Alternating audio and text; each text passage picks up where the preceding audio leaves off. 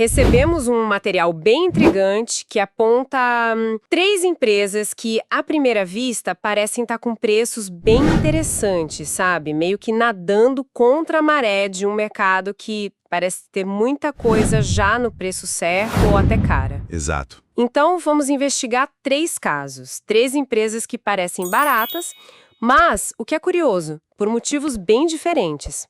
A primeira é o caso do que a gente poderia chamar de lucro esquecido. A segunda, a do gigante incompreendido. E a terceira é a da fortaleza silenciosa. O nosso objetivo é entender os fundamentos, a história que os números de cada uma contam. Exatamente. E essa é a parte mais interessante da análise, né? Não é só olhar um indicador e pronto. É conectar os pontos, o que o histórico de uma empresa nos diz sobre a resiliência dela, o que um programa de recompra de ações realmente sinaliza. Certo. A ideia é desvendar as narrativas por trás das avaliações para entender se existe de fato uma oportunidade ali. Ótimo.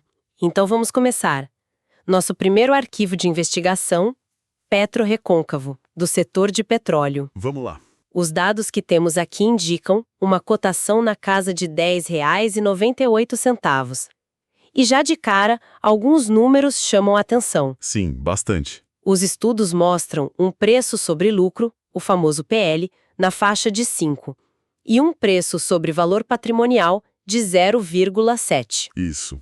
E esse PVP é um ponto de partida forte. Esse 0,7, em tese, significa que a gente estaria comprando a empresa com um desconto de 30% em relação ao patrimônio dela, é isso? Exatamente isso. Pensa assim, o valor contábil de cada ação, ou seja, se a gente pegasse todo o patrimônio e dividisse pelo número de ações, daria R$ 15,55. Mas o mercado está pagando R$ 10,98. Existe uma lacuna aí, e a pergunta é, por quê? Por que o mercado está dando esse desconto?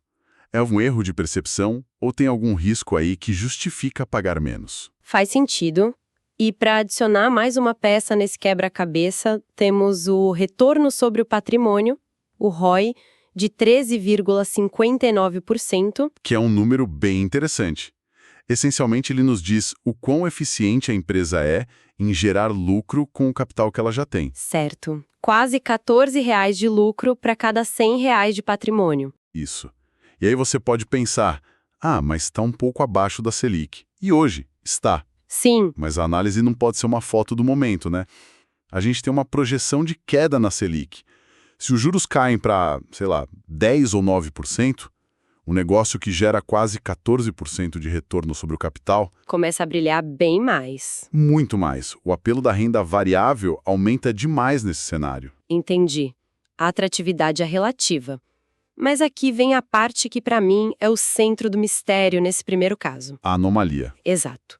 Os estudos mostram um descolamento muito estranho entre o lucro da empresa e o preço da ação. O lucro líquido dela saltou de uns 400 milhões de reais para 620 milhões. Um aumento de mais de 50%. É muita coisa. Muita coisa. Enquanto isso acontecia, a cotação na bolsa foi na direção contrária. Caiu. Como isso é possível? Essa é a tal anomalia que os analistas apontam como uma oportunidade. É contraintuitivo, né? Pensa que é como se o motor de um carro ficasse muito mais potente, mas o mercado decidisse pagar menos por ele. Não faz sentido. No longo prazo, a regra geral é que a cotação segue a curva de lucros.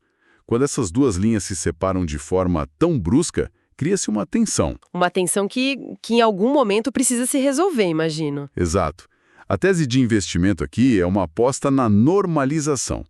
Se a empresa conseguir provar que esse novo patamar de lucro é sustentável, a expectativa é que o mercado acorde e reajuste o preço da ação para cima, fechando essa lacuna. E o risco é o lucro ter sido só um ponto fora da curva? Precisamente.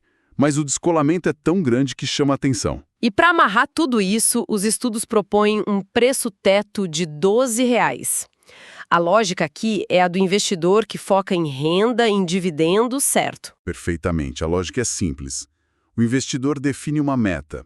Olha, para investir nessa empresa eu quero receber no mínimo 8% ao ano em dividendos. A partir daí, ele olha o histórico de dividendos e calcula. Qual é o preço máximo que eu posso pagar por essa ação, para garantir meu retorno de 8%? A resposta, com base nas projeções, é R$ 12. E como o preço atual é R$ 10,98, ainda sobraria uma margem de segurança de uns 8,6%. Não é gigante mais. Mas indica que o preço atual ainda parece fazer sentido para esse perfil de investidor. Entendido. Caso 1, por enquanto, resolvido. Vamos para o segundo arquivo. Agora saindo de uma petroleira menor para a gigante do setor. O caso do gigante incompreendido, a Petrobras. Certo. A cotação no momento da análise estava em R$ 29,70. Os indicadores de PL e PVP também são baixos, bem parecidos com os da PetroRecôncavo, o que sugere que ela também está barata. Mas a história aqui parece ser outra. Sim, a superfície é parecida, mas o motor é bem diferente.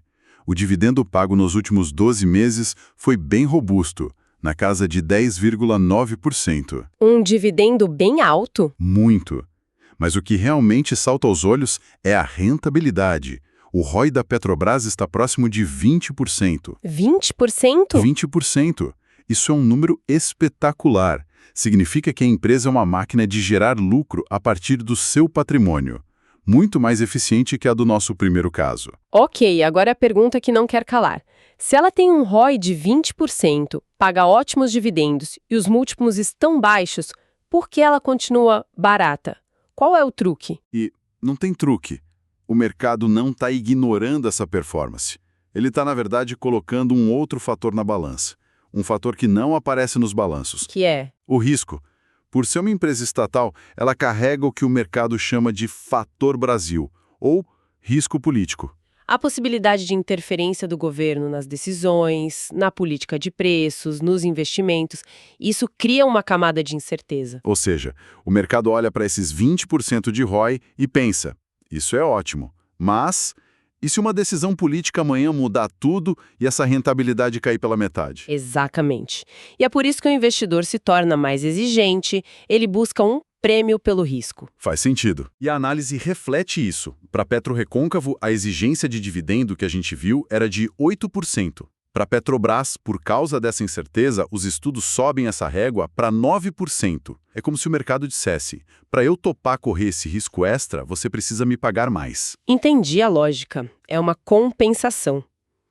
Mas o mais curioso é que mesmo com essa análise mais rigorosa, o preço teto calculado chega a impressionantes R$ 39,00. E esse é o ponto central da tese. A empresa gera tanto caixa, é tão rentável, que mesmo aplicando um filtro de risco mais severo, o preço atual de R$ 29,70 ainda parece descontado. A margem de segurança aqui é bem maior, então. Bem maior. Quase 24%. São quase R$ 10,00 por ação de margem. Isso sugere que há espaço para absorver alguma volatilidade ou notícia ruim sem que a tese de investimento seja invalidada. O gigante pode ser incompreendido, mas os números dele são difíceis de ignorar. Uma história fascinante de risco contra recompensa. Fechamos então o nosso segundo caso e vamos para o terceiro, que muda completamente de cenário. Totalmente. Saímos do volátil setor de petróleo para o de papel e embalagens. O nosso último arquivo é o da Fortaleza Silenciosa, a Irani. Cotação na casa de R$ 8,77. E aqui a investigação toma outro rumo. Pelos indicadores que a gente usou nos outros casos, ela não parece uma pechincha óbvia. O preço sobre valor patrimonial é de 1,4, ou seja, estamos pagando mais caro que o valor de livro. Então, por que ela está nessa lista? Porque o valor, nesse caso, não está no desconto aparente, mas na qualidade e na previsibilidade do negócio. A Irani é o oposto das petroleiras. Ela não tem a mesma chance de ganhos explosivos, mas oferece uma resiliência impressionante. Entendi. E uma das primeiras pistas disso é a constância nos dividendos. Ela paga religiosamente de 4 a 5 vezes por ano. O rendimento histórico fica ali na casa dos 8%. Mas essa resiliência vai além dos dividendos, né? Os estudos falam que ela atravessa crises de forma notável. Sim, isso fica muito claro num gráfico que a própria empresa divulgou. Ele mostra a evolução dos preços das embalagens dela desde 1984. E o que ele mostra? É incrível. Durante a crise do subprime em 2008, enquanto tudo derretia, os preços das embalagens da Irani ficaram estáveis, ou até subiram. O mesmo padrão se repetiu na pandemia. Continua lá, firme e forte. É a prova de que certos negócios são a prova de quase tudo. É a tese do negócio não cíclico, né? A demanda por embalagens é muito estável. E a Irani tem outra coisa que fortalece essa tese: a forma como ela usa o capital. Ela tem feito programas contínuos e bem agressivos de recompra de ações.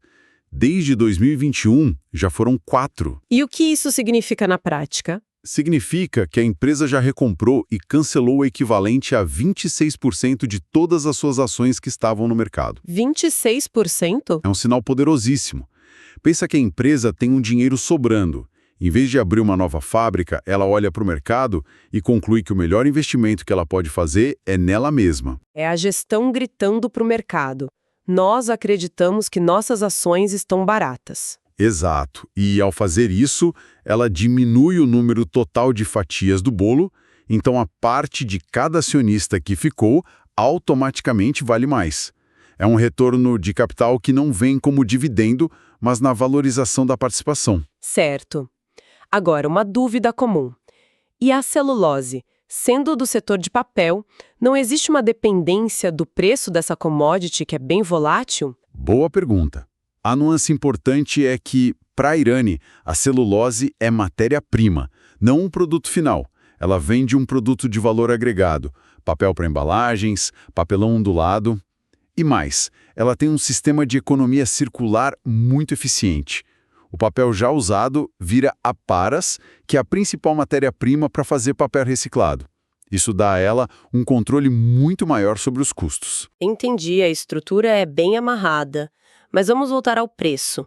Se o preço teto, usando aquela mesma exigência de 8% de dividendos, é de R$ 8,50 e a ação está em R$ 8,77, ela não estaria, tecnicamente, cara por esse critério? Pela ótica estrita de dividendos, sim. Estaria sem margem. E é aqui que a análise fica mais subjetiva e mais interessante. Uma empresa como a Irani, que reinveste para crescer e retorna valor com recompra, talvez não possa ser avaliada só pelo dividendo. Se a gente ajustar a régua e, por considerar a qualidade do negócio, aceitar um dividendo um pouco menor, digamos de 7%, o preço teto já sobe para R$ 9,50. O que abriria uma margem bem interessante. Então a discussão é sobre o preço da qualidade. Vale pagar um pouco mais por uma empresa que oferece mais segurança e crescimento, mesmo que o dividendo imediato seja menor? Essa é a pergunta-chave para esse tipo de investimento. E não tem resposta certa. Depende do perfil de cada um. Mas o caso da Irani nos força a pensar além das métricas simples de desconto. Perfeito. Então, para recapitular a nossa investigação, a gente desvendou 3 teses de valor bem diferentes. A primeira, PetroRecôncavo, é o caso clássico da anomalia. Um descolamento forte entre o crescimento do lucro e a queda do preço da ação. Depois, a Petrobras. O gigante que, apesar de uma rentabilidade espetacular, negocia com um desconto que reflete o risco político, o que exige uma margem de segurança maior do investidor. E por último, a Irani, a fortaleza silenciosa. Talvez não seja mais barata pelos múltiplos, mas constrói seu valor com base na resiliência, na previsibilidade e num retorno forte e consistente aos acionistas, seja com dividendos ou com recompras massivas. Pode estar num desconto óbvio, na qualidade de um negócio que resiste ao tempo, ou num balanço calculado entre risco e recompensa. O trabalho do investidor é entender que tipo de valor ele está procurando. Exato. E para deixar um pensamento final para a nossa audiência, a gente focou bastante em modelos de preço-teto baseados em dividendos. São ótimos. A questão que fica é como podemos ajustar esses modelos para dar o devido peso ao valor do crescimento. Numa empresa como a Irani, que reinveste para expandir, qual é o prêmio justo a se pagar hoje pelo potencial de lucros e dividendos maiores no futuro?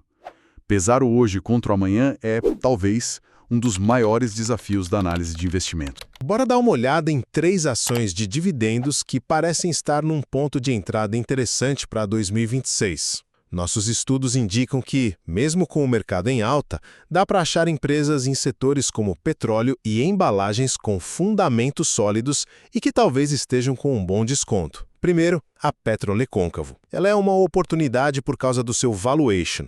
O preço atual está em R$ 10,98 e, de acordo com os dados, ela está sendo negociada com um desconto de 30% em relação ao seu valor patrimonial. Além disso, o lucro líquido vem mostrando um crescimento relevante. O preço teto estimado, R$ 12,00. Em segundo lugar, a Petrobras. O destaque aqui é a forte rentabilidade e a margem de segurança. Com o preço de R$ 29,70, a rentabilidade da empresa está perto de 20%, que é excelente. E nos últimos 12 meses, pagou quase 11% em dividendos.